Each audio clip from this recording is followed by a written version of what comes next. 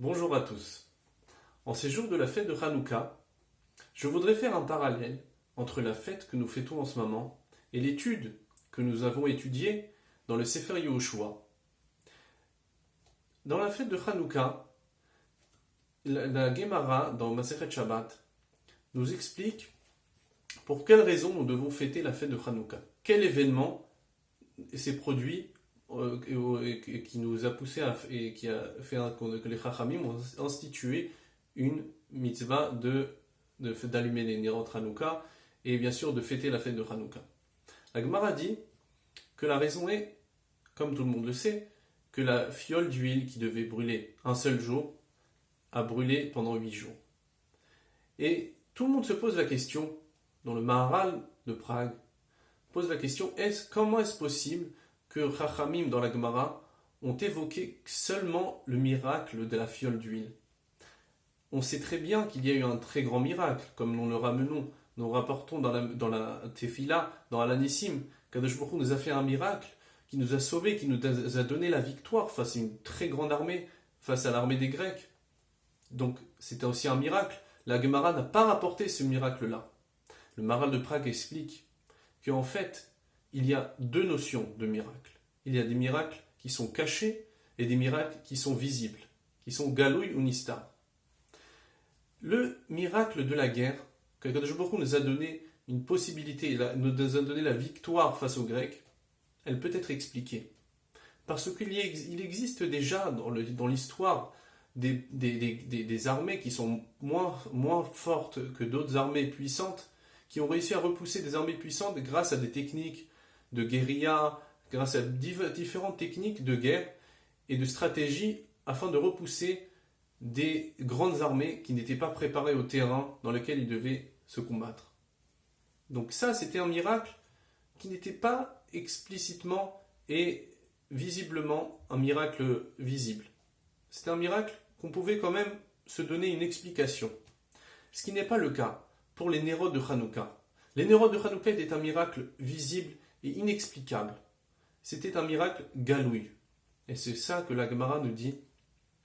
La naisse de Hanouka, c'était ce miracle-là. Ça, c'est un vrai miracle. Un miracle qui n'est pas explicable par une raison de stratégie, etc.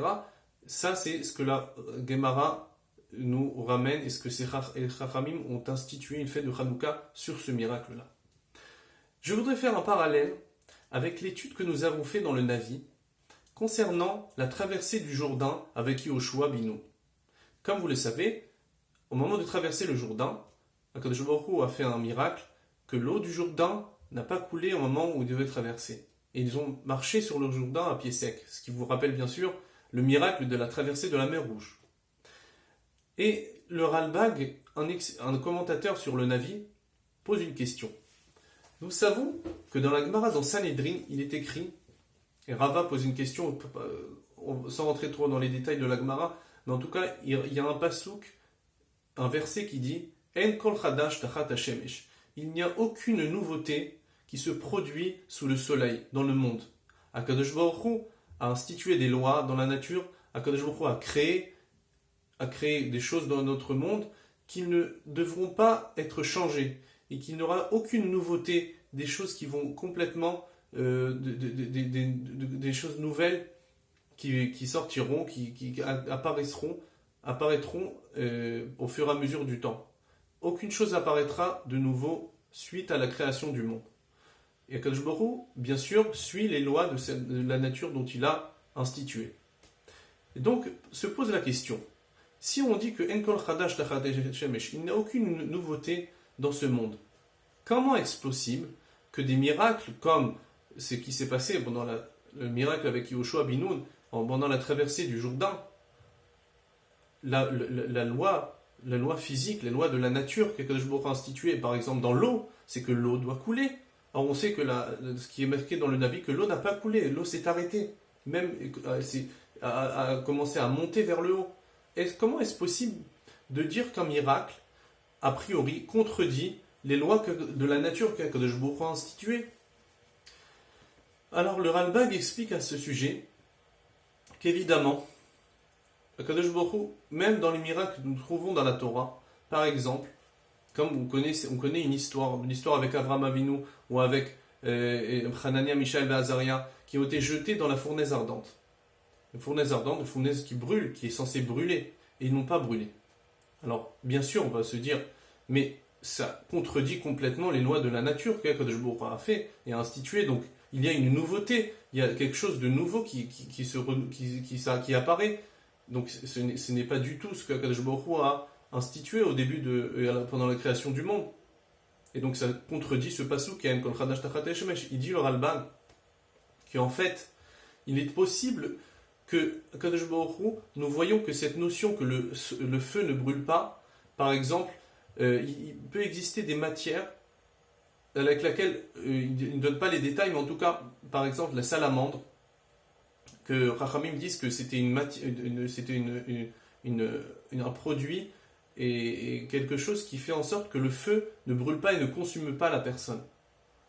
C'est la salamandre, donc c'est une matière qui fait en sorte que le feu n'atteigne pas la personne. Et donc, Hanania, Mishaël et Azaria, quand ils ont été sauvés, bien sûr aussi, comme Avraham Avinu a été sauvé de ne pas brûler dans le Kivshan, c'était qu'en fait, il y avait, Akadosh Baruch Hu leur a peut-être donné cette propriété de ne pas brûler, de ne pas avoir l'effet du feu qui puisse les atteindre. Mais en fait, cette notion-là, que le feu ne brûle pas et n'atteint pas la personne, elle existe dans la loi physique, dans la nature. Elle existe déjà. Alors qu'elle existe justement au moment où on a besoin, et qu'Akadosh Baruch Hu leur donne cette propriété-là, ça c'est le miracle. Mais en tout cas, c'est que la nature qu'Akadosh Baruch Hu a instituée, les lois de la nature, les lois de la physique qu'Akadosh Baruch Hu a instituées, ne sont jamais contredites complètement. Ils peuvent exister dans d'autres notions, dans d'autres endroits, et Akadosh Baruch Hu fait en sorte que cette notion-là apparaîtra ici au moment où Akadosh Baruch Hu veut. Comme par exemple, pendant le miracle de Hanania. Et donc, le Ralbag explique maintenant que malgré que les commentateurs n'expliquent pas ça ici par rapport à la traversée du Jourdain, pendant la traversée du Jourdain, il n'y a pas écrit que comme ce qui est écrit dans la Kriyat Yam Souf, pendant la traversée de la mer Rouge, que l'eau s'est arrêtée. Pourquoi ? Parce que Akadosh Baruch Hu, il a fait un Ruach Kadimaza, il a fait un très grand vent qui a complètement bloqué l'eau pour que les béné Israël, au moment de la traversée de la mer Rouge, puissent passer. C'est qu'il y avait un très grand vent. Ce qui n'est pas le cas, ce qui n'est pas écrit ici dans le Navi, dans Yehoshua, il n'y a pas écrit qu'il y a un très grand vent qui a fait en sorte que l'eau se bloque et ne s'arrête. Mais Ralbag dit que nous sommes obligés de dire ça ici. C'est que Akadosh Baruch Hu a utilisé des lois de la nature, un vent qui puisse aussi essayer de bloquer le passage de l'eau, que l'eau ne puisse pas couler.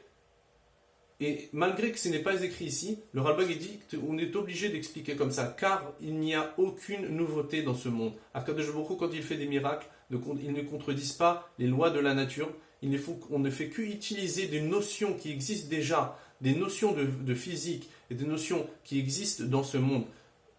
Par exemple, comme on a dit, pour que le feu ne brûle pas, pour que l'eau ne coule pas, il les a utilisés à ce moment-là, au moment où il a voulu, pour produire un miracle, pour que les béné Israël soient sauvés. Donc ça veut dire que d'après le Ralbag, même quand il y a un miracle reconnu qui est galouille, Akadosh Baruch Hu respecte quand même les lois de la nature qu'il a instituées. Et donc, ce que nous voyons ici, c'est un très grand yesod, en tout cas ce que le Ralbag veut ramener. En tout cas, le Malbim, lui, n'est pas d'accord avec cette notion-là. Le Malbim explique qu'un miracle, quand on dit En Kol Chadash Tachat Shemesh, c'est qu'il n'y a aucune nouveauté. C'est quoi nouveauté ? Quelque chose qui remet en cause complètement, qui est complètement nouveau, qui ne vient de rien. Yesh me'ain. Quelque chose qui vient du néant et qui apparaît. Or, quelque chose qui est déjà, s'il y a déjà une matière qui existe déjà dans ce monde, Akadosh Baruch Hu peut changer cette matière-là. À yesh mi yesh, quelque chose qui existe, et de le changer en autre notion, en autre propriété, il peut faire ça Akadosh Baruch Hu. seulement de créer quelque chose du néant, de rien, Akadosh Baruch Hu ne crée pas. Et d'ailleurs, nous voyons aussi, comme une histoire dans la Gemara, que Rabbi Hanina ben Dossa, sa fille, a fait en sorte, lui a demandé à son père il n'avait pas encore d'huile pour faire brûler pour allumer des nérotes, et ils avaient que du vinaigre. Et son père lui a dit, tu verras, celui qui a dit à l'huile de brûler, il dira au vinaigre de brûler. C'est-à-dire que nous voyons des notions, a priori, en tout cas d'après le Malbim, une notion qui contredit ce que le Ralbag veut expliquer. Ce que, en fait, des fois, quand un miracle est galouille, il peut aussi contredire des lois de la nature, et donc pour apparaître en tant que miracle.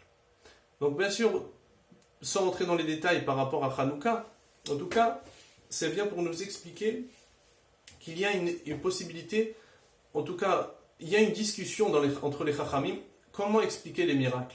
Est-ce que les miracles sont, malgré qu'ils sont évidents et galouilles, ils sont visibles, est-ce qu'ils contredisent les lois de la nature complètement, ou bien ils respectent les lois que Akadosh Baruch Hu a instituées, les lois physiques que Akadosh Baruch Hu a instituées dans la nature. Et donc, j'espère que cette vidéo vous a plu. En tout cas, je suis très content qu'on ait terminé le Sefer Yoshua. Je remercie toutes les personnes qui nous ont aidés à continuer dans ce programme-là, de ce projet-là. Et je vous remercie beaucoup et à bientôt. Hanouka Sameach.